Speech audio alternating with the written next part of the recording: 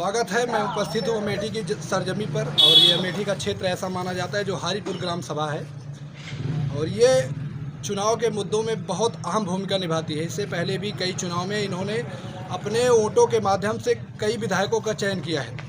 2014 में जब पूर्व मंत्री गायत्री प्रसाद प्रजापति थे तब भी इन लोगों का बहुत सहयोग था। उसके बाद जब बीजेपी का विधायक बना गरिमा सिंह जी तब भी इन लोगों का बहुत हाथ था। हमारे साथ बहुत समाज के लोग जुड़े हुए हैं, चाहे वो यादव हों, सिंह वर्ग के लोग जुड़े हुए हैं, कश्यप वर्ग के लोग जुड़े हुए हैं। तो कम से कम हमारे पास बहुत ज़्यादा समाज के लोग हैं। मैं उम्मीद ये करता हूं कि जो भी मुद्दे पर सवाल पूछा जाएगा उनका सही जवाब देंगे। इनकी स्वयं की इच्छा है। तो आइए शुरुआत करते हैं। तो आइए, अरे भाई साहब आइए। हाँ, उम्मीद करते हैं सभी लोग स्वस्थ होंगे, है ना? जी। तो क्या नाम है सर? रविंदर सिंह। आप यहीं के? जी।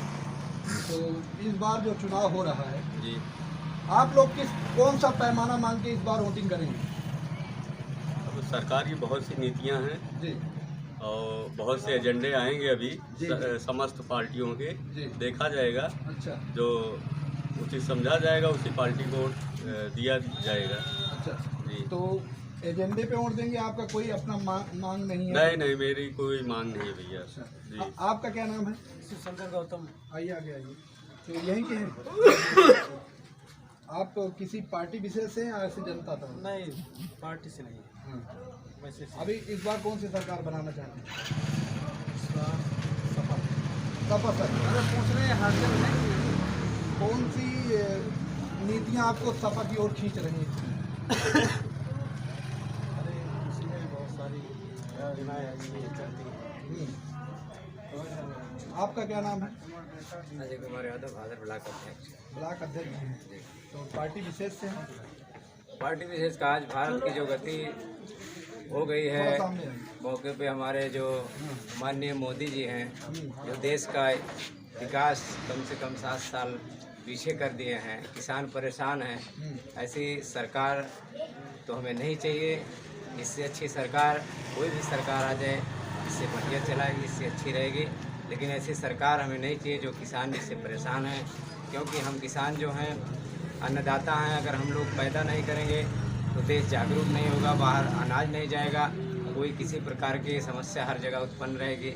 इसलिए सबसे पहले ये समस्या है कि हमारे देश के जो सरकार चला रही, जो राज मौके पे सरकार है, आज देखिए कितने गाय, कितने जंगली सांड छोड़कर किसानों का खेती बर्बाद कर रहे हैं। ये सरकार इसका कोई कंट्रोल नहीं कर पा रही। महंगाई देखिए आसमान को छू रही है।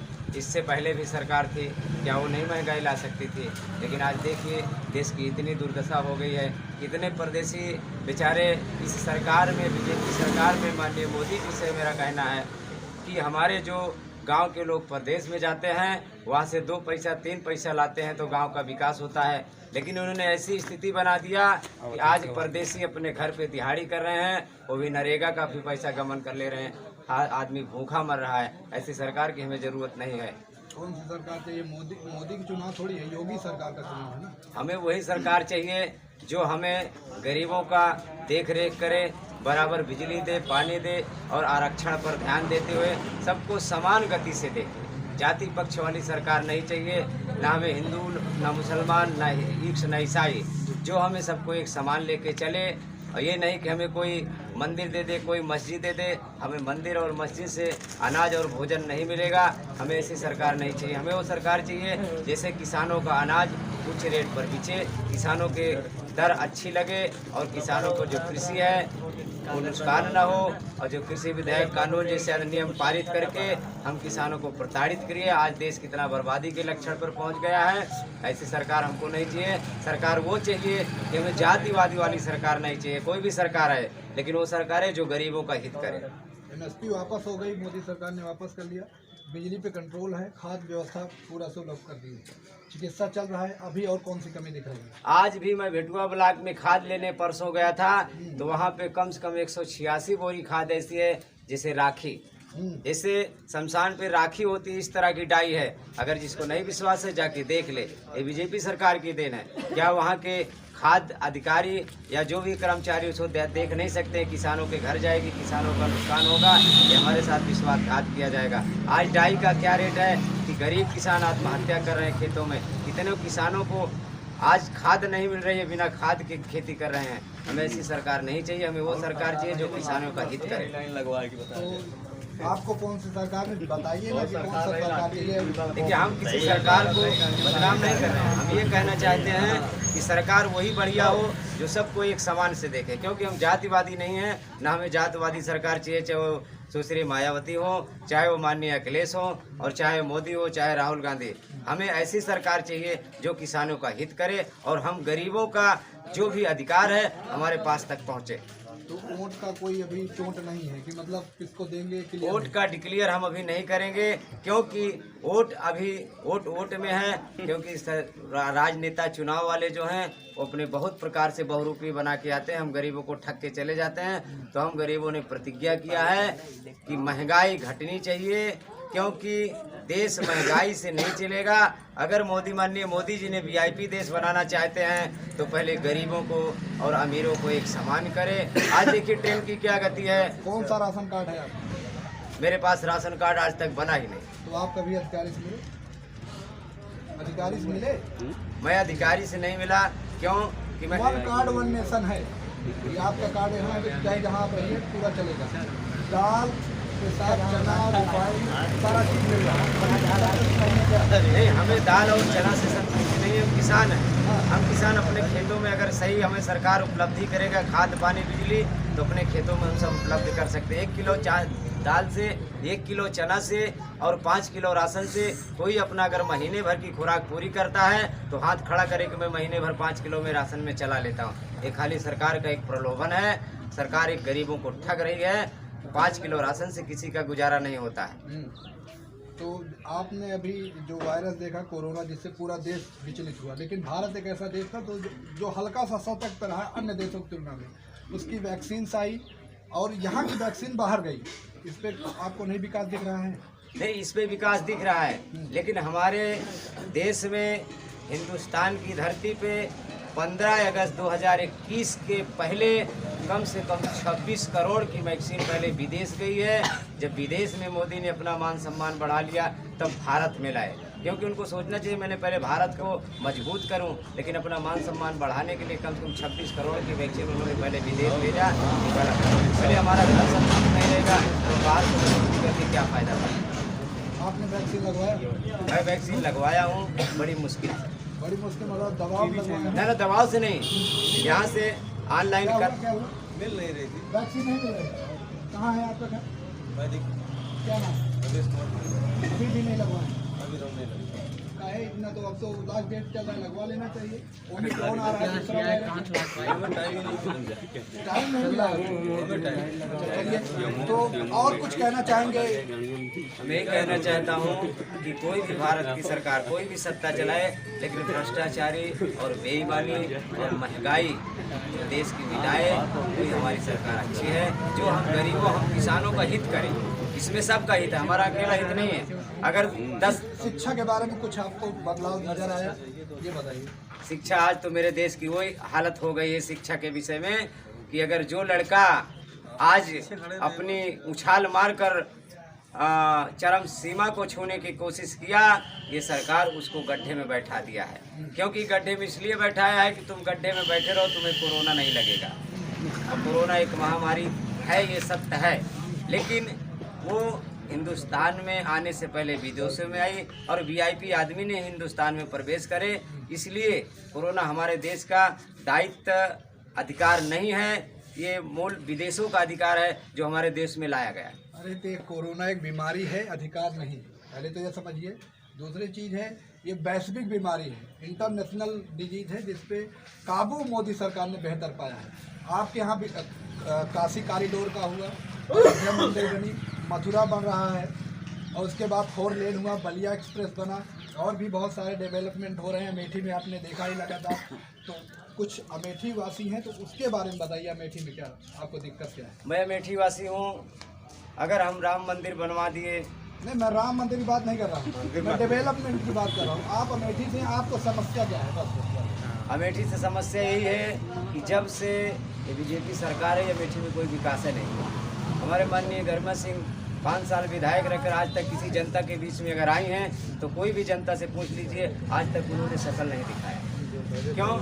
कि क्या कारण था? कि महारानी हैं या वो बहुत बड़ी नेता हैं, लेकिन गरीबों में आना चाहिए। जीत कर अपने घर बैठ गए। इससे अच्छा तो हमारी प्रजा सही थी, जो कि जीत कर गरीबों में, हमारे अमेठी में इसके पहले समाजवादी पार्टी सरकार थी, जो अखिलेश मुख्यमंत्री थे और खनन मंत्री गायत्री प्रसाद थे। हमारे अमेठी में जितना विकास उन्होंने किया है, इतना विकास आज तक 15 अगस्त 1947 से कोई नेता नहीं किया। चलिए एक बार फिर से नाम बताइए। मेरा नाम अजय कुमार यादव, भादर ब्लॉक अध्यक्ष, भारतीय किसान यूनियन। तो सपा को वोटिंग करेंगे? मैं सपा को वोटिंग करूं या बीजेपी को वोटिंग करूं या कांग्रेस को वोटिंग करूं या बहुजन समाज पार्टी को वोटिंग करूं या संस्कृत सनातन रक्षा दल को वोटिंग करूं या आम आदमी पार्टियों को वोटिंग करूं, मैं चुन कर वोटिंग करूंगा। वोट की जगह है, लेकिन इस तरह मैं ओपन नहीं कर सकता हूं कि वोट मैं किसको दूंगा। जो हमारी नज़र में विकास की सील, वो विकास का रास्ता और शिक्षा का भारत का मूल सूत्र है कि घर घर में शिक्षा हो और घर घर में नेतागिरी। अखिलेश ही आए थे जब उन्होंने मेरिट पे भर्ती शुरू की थी। आज अखिलेश का ही बयान है कि अगर मेरी सरकार बनेगी तो मैं आजीवन फ्री राशन दूंगा, जबकि सरकार 5 साल की बनती है। तो राशन का मुद्दा तो भी लेके चल रहे हैं। क्या इसके पहले कांग्रेस सरकार थी, वो तो राशन नहीं दे रही थी? क्या कोई किसान जी नहीं रहा था?